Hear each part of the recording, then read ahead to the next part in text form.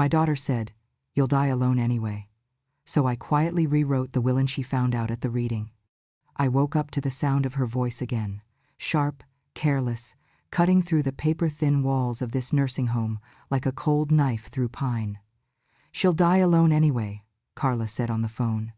Her tone was light, casual, like she was discussing the weather. "What's the point of keeping her around? She's just decaying, like old wood." I froze under my blanket, my hands gripping the thin cotton as if to keep from splintering. I stared at the water stain spreading across the ceiling. The pipes hummed, the heater rattled, and her words stayed hanging there, louder than everything else. It was my 74th birthday. The morning nurse had brought me a cupcake with a candle that wouldn't light. I laughed softly, because what else could I do? They bring cupcakes to residents on birthdays, though sometimes the candles refused to burn. When Carla came later that day, she didn't notice the cupcake. She was too busy holding her phone, scrolling, sighing. "I brought you something," she said, dropping a plastic bag onto the table beside my bed. Inside was a can of chicken soup, 3 sleeping pills, and an envelope. I unfolded the paper. "Legal language, property transfer. You just need to sign there, Mom," she said, tapping the line with her manicured nail. "It's easier if the house is under my name now. You don't need to worry about taxes or anything, really." I looked at her face, smooth, practiced, distant. The face of someone who had learned to smile only when it paid off. "Carla," I said quietly, "it's my birthday." She didn't even flinch. Her eyes flicked away, betraying nothing, turning toward the window, as if acknowledgement might cost too much emotion. "Right," she murmured, glancing at her watch. "Happy birthday, Mom. 74, huh? Time flies." She kissed the air near my cheek and went back to her phone. That's when she said it again, not realizing I could still hear, her voice floating just beyond the doorway as she spoke to her husband. "She'll die alone anyway. We might as well settle everything now. When it happens, I don't want to be dealing with paperwork." The door clicked shut. Silence filled the room, heavy and thick as sawdust. If you feel justice deserves celebration, smash that hype button. Let us keep stories like this alive, echoing far, far away. Your support helps us bring understanding and love to those who deserve it. Thank you so much. Keep listening. I turned the envelope over in my hand. My fingers were stiff, my skin thin as rice paper. I built chairs meant to last lifetimes, shaped wood tough enough to outlive storms, heat, and time. Now my own daughter thought I would crumble faster than the cedar I worked with. I had not always been this quiet. Once, my voice could fill a workshop. Once, my hands could make beauty from splinters. Years of giving, years of swallowing my pride just to keep the peace. They sanded me down smooth. That day, though, something inside me caught fire again. The soup sat untouched. I could smell the cheap aluminum, the staleness of convenience. I pushed it aside and looked out the window. Snow was falling on the pines, slow and sure, each flake landing exactly where it belonged. My workshop used to smell like this time of year: resin, pine, varnish, warmth. I could almost hear the echo of my hammer, the hum of creation. I thought of the house Carla wanted, the little cottage in Wells, Maine, with the red-painted shutters and the wide porch her father built. The one I filled with laughter, with wood shavings, with my entire life's work. She hadn't lived there since college, but she wanted it now, not because it meant anything, only because it was worth something. She'd never understood the difference. When she was small, she'd sit in my lap while I carved, her hands resting on mine. I'd guide her fingers along the grain, teaching her to feel how the wood wanted to move. She'd giggle and say, "It's like magic, Mom." Somewhere along the way, she stopped believing in magic. She started believing in money. As the snow thickened, I reached for the photo frame on the nightstand, the one I'd kept for decades. It was us, the year her father died. My hair still dark, her smile still real. I touched the glass, my fingertips tracing the curve of her cheek. "You'll die alone anyway," she'd said. I whispered back, to no one, not yet. That night, I couldn't sleep. The walls creaked with the cold. The nurse passed by, humming softly. I stared at the ceiling until dawn. At 6, I sat up, slipped my feet into the worn slippers beneath my bed, and found the number Emily had written on the back of a holiday card she sent last year.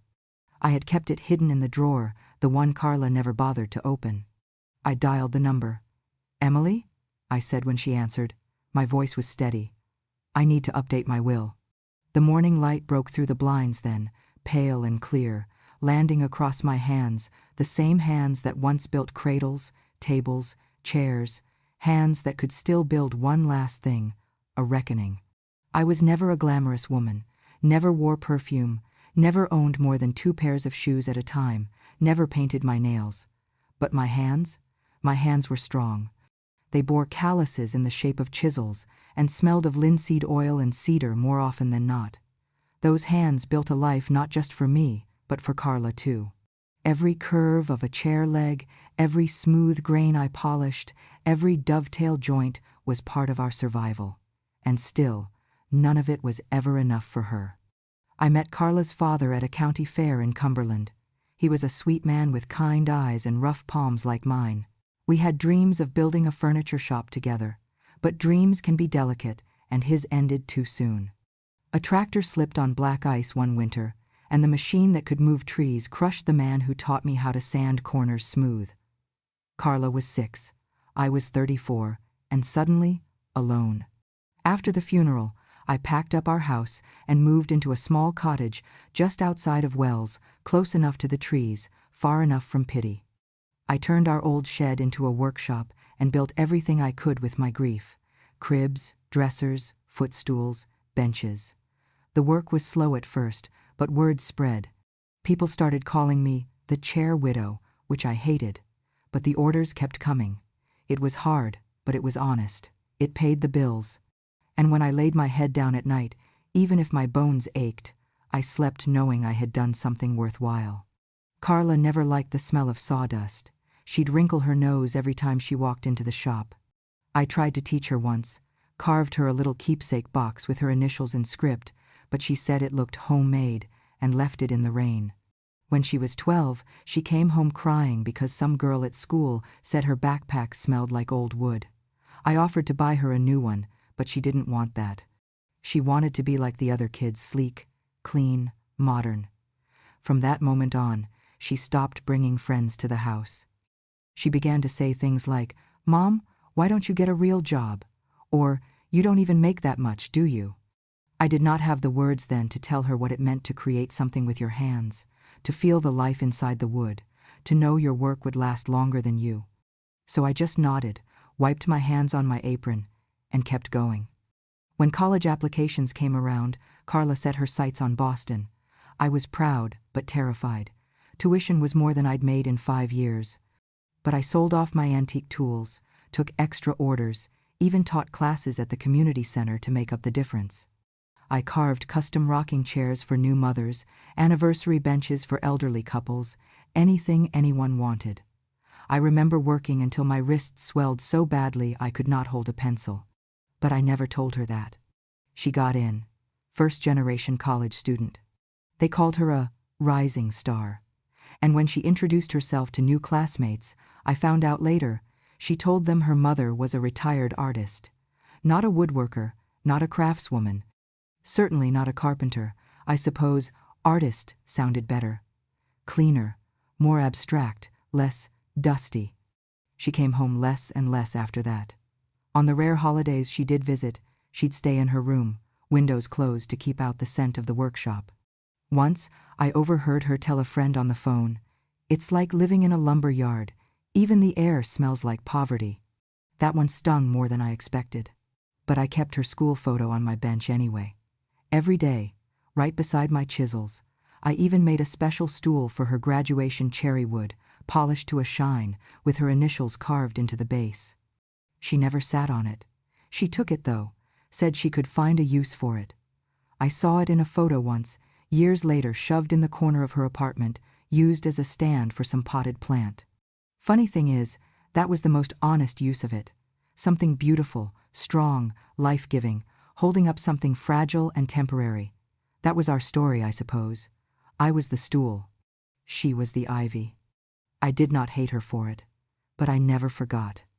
There are things I have kept quiet about not because I was ashamed, but because no one ever asked. And some things, I suppose, were too precious to hand over to a world that no longer valued patience or silence or craft. My grandfather was Japanese. He came to Maine after the war, quietly, with a suitcase full of hand tools and a head full of techniques that had no place in factories. He never spoke much English, but he taught me to listen to wood the way some people listen to music. He showed me how to read the grain like lines in a face, how to make joints so precise they held without nails or glue. He called it tsugite, hidden joinery. To him, a good chair did not need to scream its strength. You could feel it just by sitting down. That skill, the ability to make two pieces of wood become one without force, became my legacy. And like all true legacies, it was invisible to those who never looked beyond the surface. I have a small cedar box tucked beneath the floorboards of my old workshop back in Wells. Inside it are my grandfather's carving knives, still wrapped in the same cotton he folded 50 years ago. There is also a leather-bound notebook, its pages yellowed and stained with oil and time. In that book are sketches for every major piece I have ever built, templates, measurements, joinery diagrams, grain maps. It is not worth anything to a bank, but to the right hands, it is everything. There is only one piece I ever signed in public, the rocking chair I made when Carla was born. I called it the Chair of Love, but the newspapers named it something else, the Mother's Silence. I carved it from a single slab of black walnut, polished it for weeks until it gleamed like riverstone. The backrest curves like arms, the seat wide enough for a mother and child. There is no hardware in it, no screws, no nails, just time and tension and care. It was selected for a craft exhibition in Portland in 1982, and for a moment, people cared. They clapped, took photos, wrote my name in print. Carla was 3 then. She does not remember any of it. Years later, when I offered her the chair for her new apartment, she said, "It doesn't match anything. It's too rustic." So I took it back, wrapped it in cotton like my grandfather once did. It sits in my workshop still, waiting.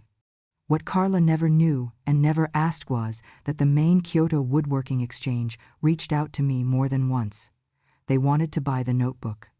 They offered a seat on their advisory board, even suggested turning my designs into teaching materials for apprentices. I declined, not because I doubted them, but because I was not ready to be seen again. You do not expose roots in winter. But then came Emily. She first came into my life as a quiet girl in a noisy classroom, a scholarship student with quiet hands and big eyes. While other children played with phones, she asked me about chisels. I taught her to sharpen a blade using nothing but a stone and water. She never forgot. Now, she is a lawyer, smart, ethical, fierce in that soft way that reminds me of good pine, flexible but unbreakable. She visits twice a month, brings me tea, news clippings, once even a carved spoon she made herself. She does not know everything, but she knows enough, and more importantly, she listens. Carla has never met her. She would not approve. Carla likes people with titles, with platforms, with curated LinkedIn profiles. Emily wears secondhand sweaters and keeps her phone on silent. I trust her. A few months ago, I showed her the notebook, watched her eyes widen as she flipped through it like scripture. She said, "You should protect this, Heather. People need to learn from this." And maybe she is right. Maybe this world still has room for old ways. Maybe not for me, but for someone. Someone who wants to build, not just buy. Who understands that a chair is not just a place to sit, but a place to belong. I have never had stocks, no inheritance from anyone but the calluses I earned myself. But I do have something, a name, a skill, a body of work that speaks without shouting. And soon, thanks to Emily, I will have a plan. Not everything I built was forgotten. Some things simply waited. The invitation arrived on thick paper, too fancy for Carla's usual taste, which meant it was more for show than sentiment.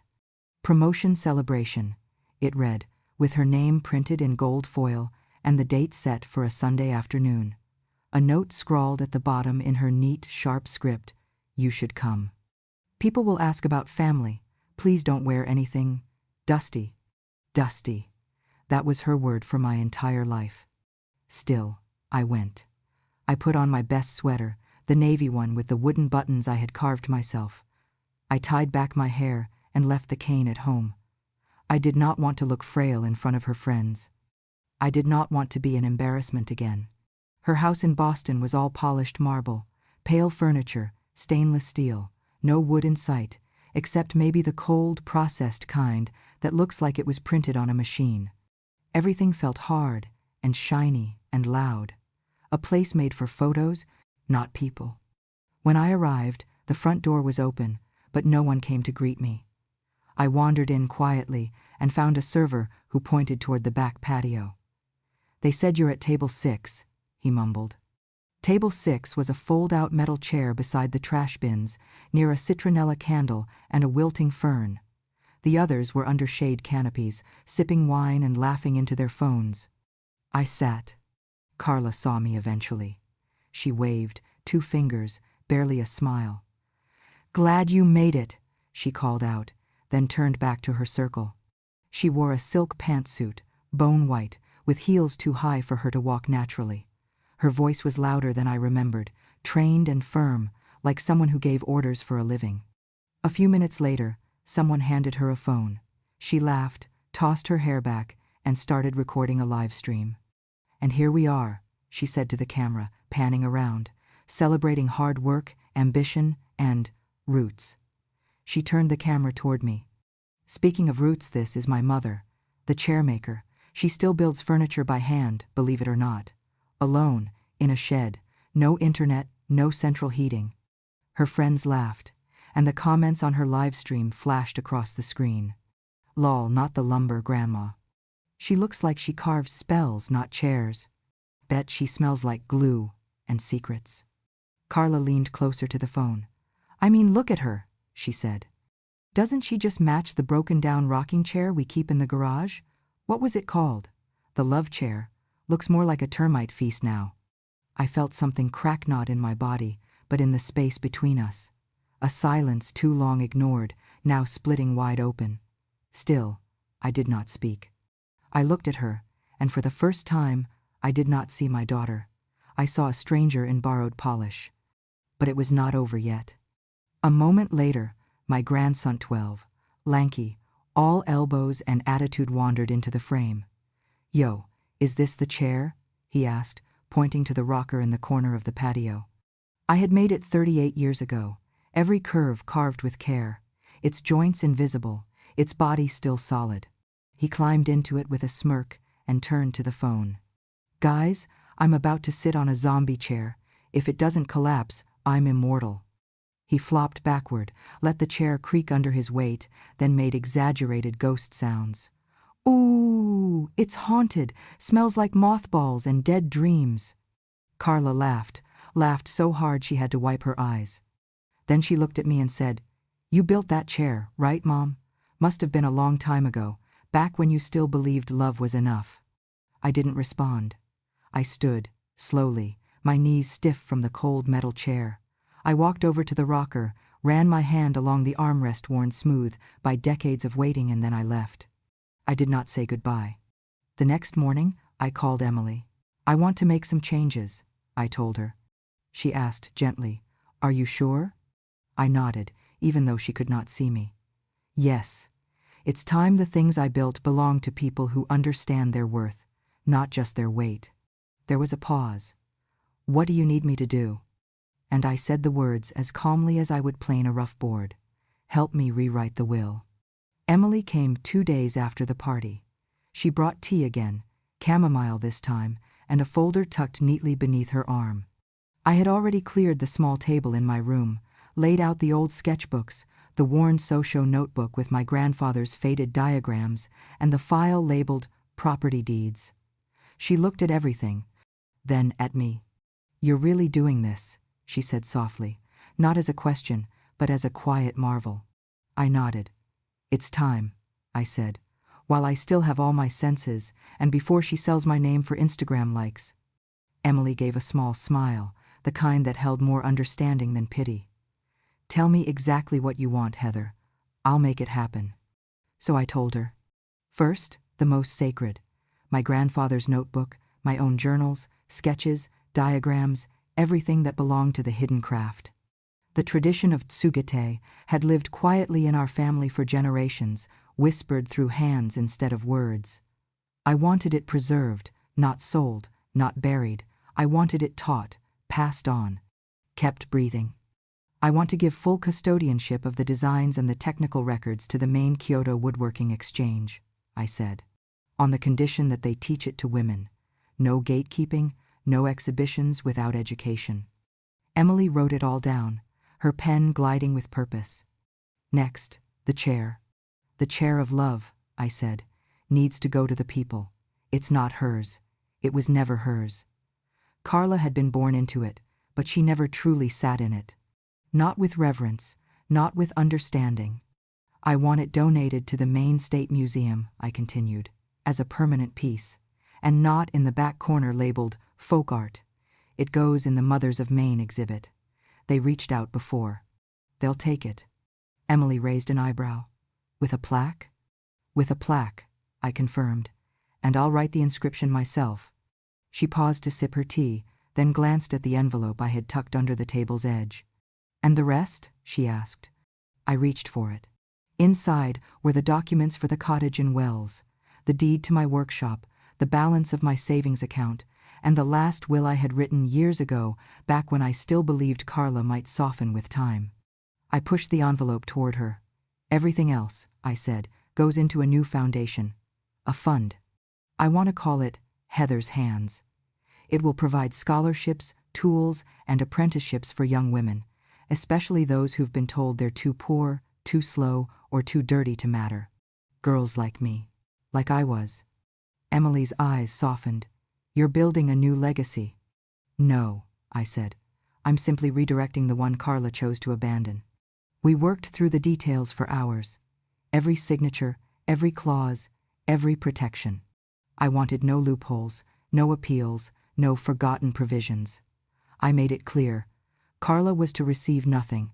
Not the house, not the land, not the chair, not even my tools. It was not spite. It was clarity. She told the world I was useless, I said.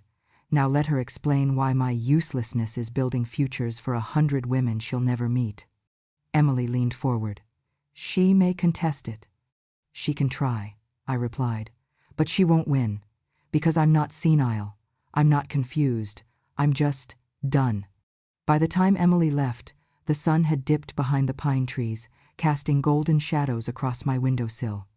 I sat in silence for a while, letting the quiet fill me like warm breath in cold wood. Then I reached for my old journal and wrote the plaque inscription in pencil first, just as I used to mark cuts before committing to the blade. The chair of love, carved by hands that knew silence, carried by a heart that outlasted noise. The next morning, I sealed everything in a fireproof box and handed it to Emily with both hands. She did not ask me if I was sure. She did not try to change my mind. She simply nodded, tucked it under her arm, and walked out the door. For the first time in years, I slept through the night without dreaming of splinters. The room was modern, glass-walled, sterile. A conference table stretched down the center like a runway for ego. Carla arrived 10 minutes late, sunglasses still on indoors, her phone glued to one hand and a tall iced coffee in the other. She did not notice the receptionist's attempt at a polite smile, nor the way Emily rose slightly when she entered. I hope this won't take long, Carla said, removing her sunglasses with a sigh. I've got a meeting across town. She sat at the head of the table, uninvited, and opened a leather folder. Inside were printouts, real estate listings, loan applications, transfer forms.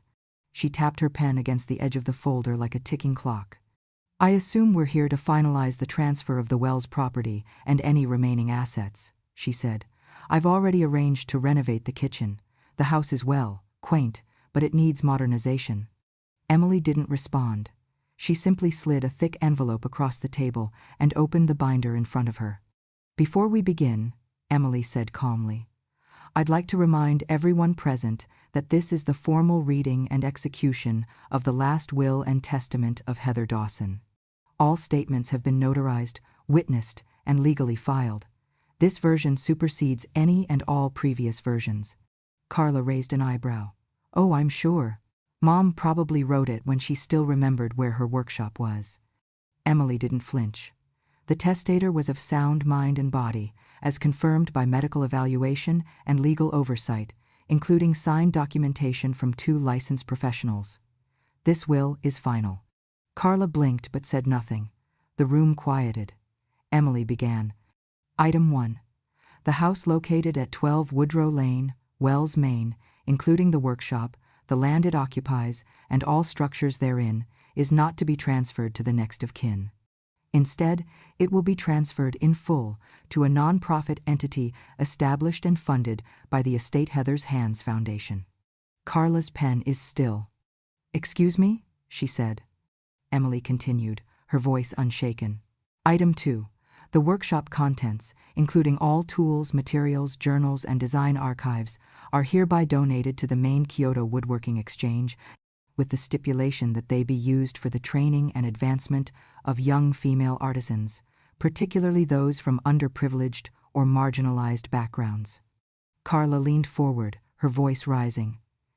You can't be serious. That's family property. Emily turned a page.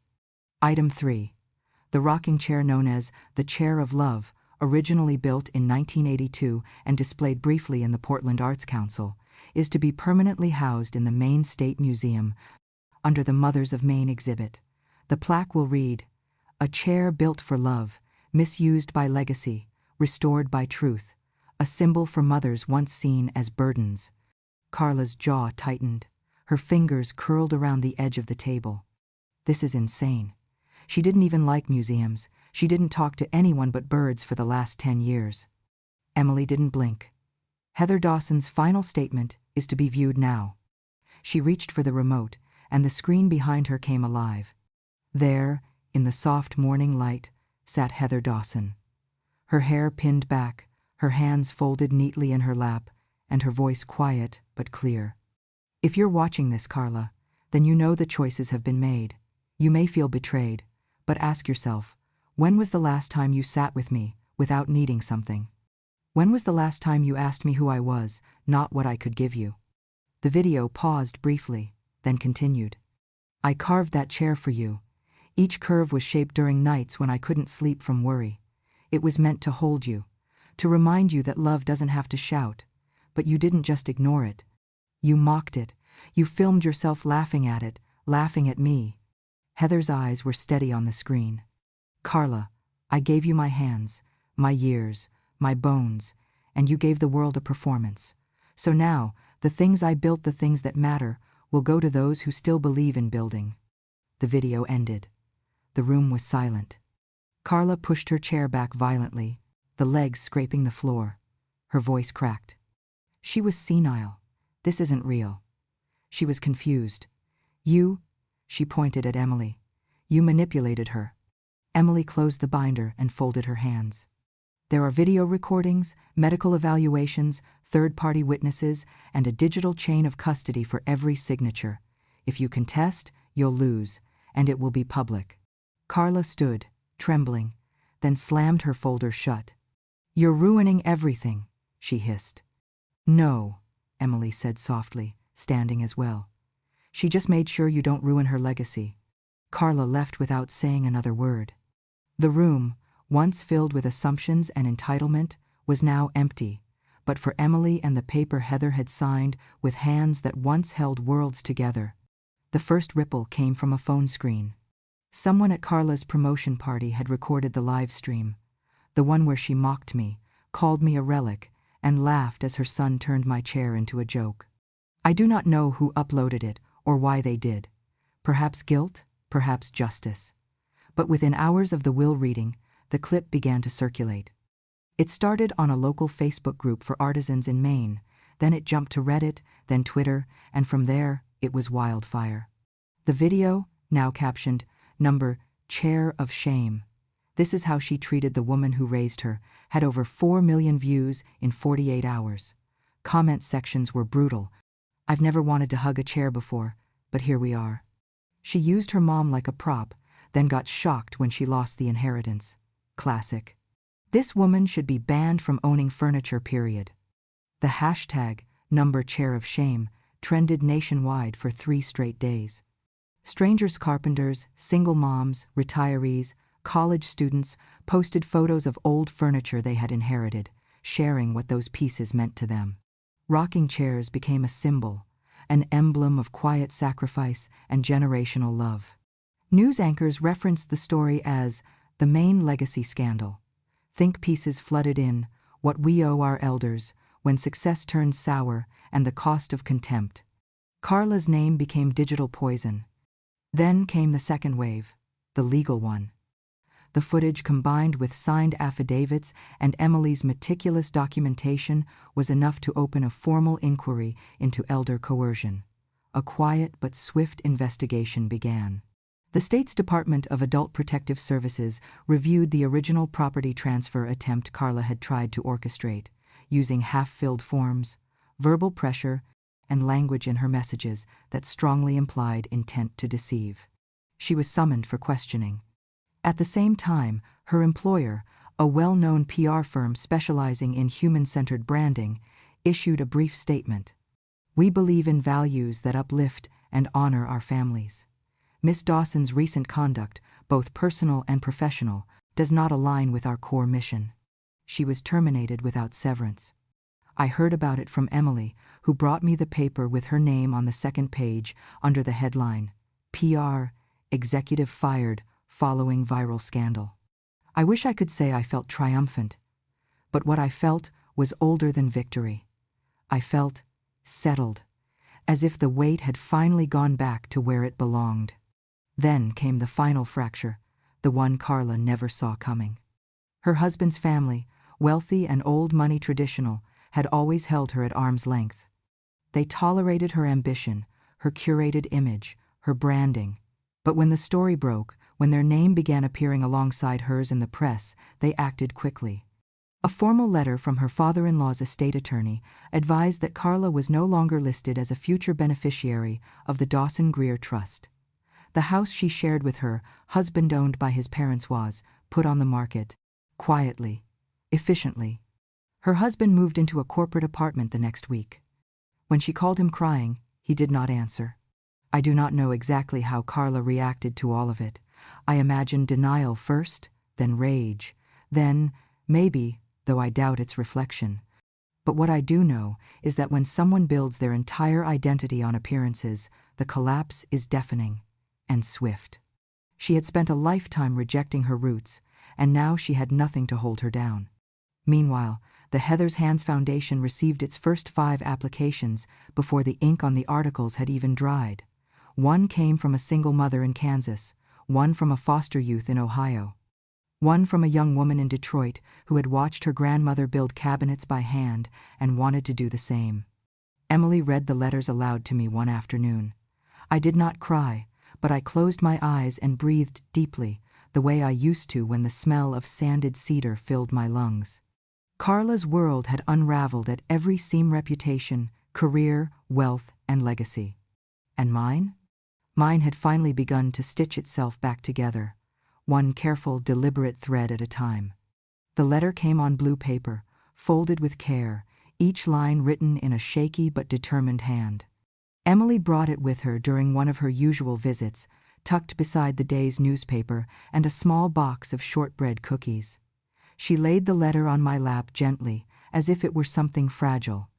"It came in yesterday," she said, "from Georgia." I picked it up slowly, the tremble in my fingers not from age, but from something deeper: anticipation, perhaps. Hope. The return address belonged to a town I had never heard of, but the name at the bottom, written in large, loopy print, was unforgettable. Naomi L., age 11. I opened the letter and began to read. "Dear Miss Heather, my name is Naomi. I live with my grandma because my mama left us when I was a baby. My grandma says I'm not broken, just built different. She teaches me how to use tools, even though I only got one good hand. We use a clamp to hold things steady while I work with the other. It takes me longer, but she says time is what makes things real." I paused, my throat tightening. Emily waited in silence. Grandma showed me videos of chairs people made, and she said there was one lady who built the best chairs in the world, named Heather. That's you, right?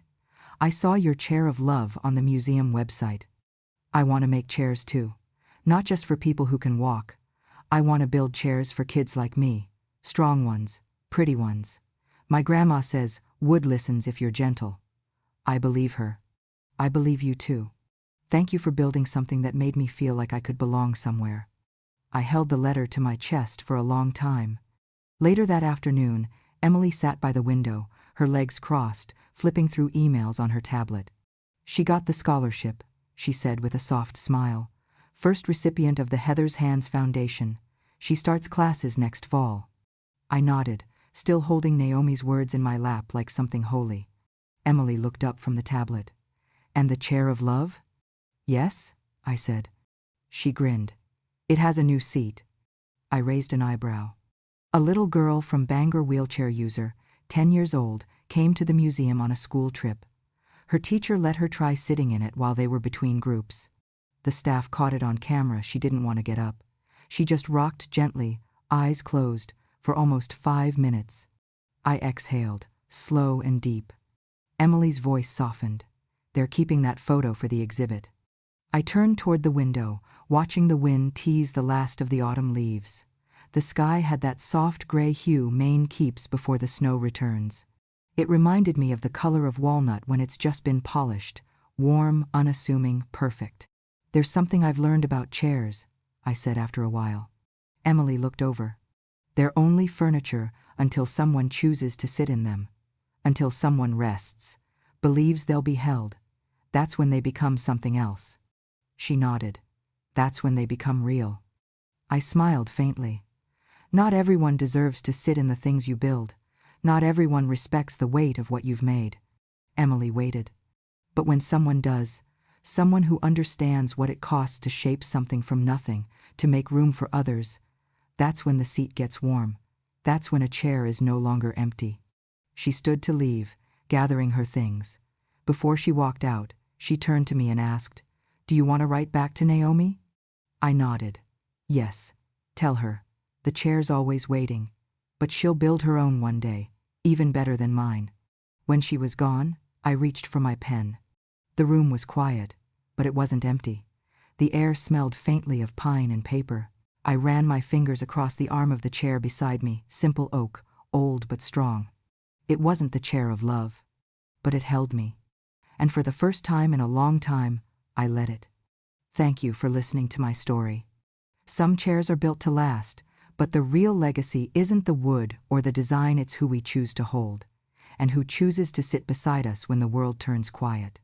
If this story touched your heart, reminded you of someone you love, or simply made you feel seen, don't keep it to yourself.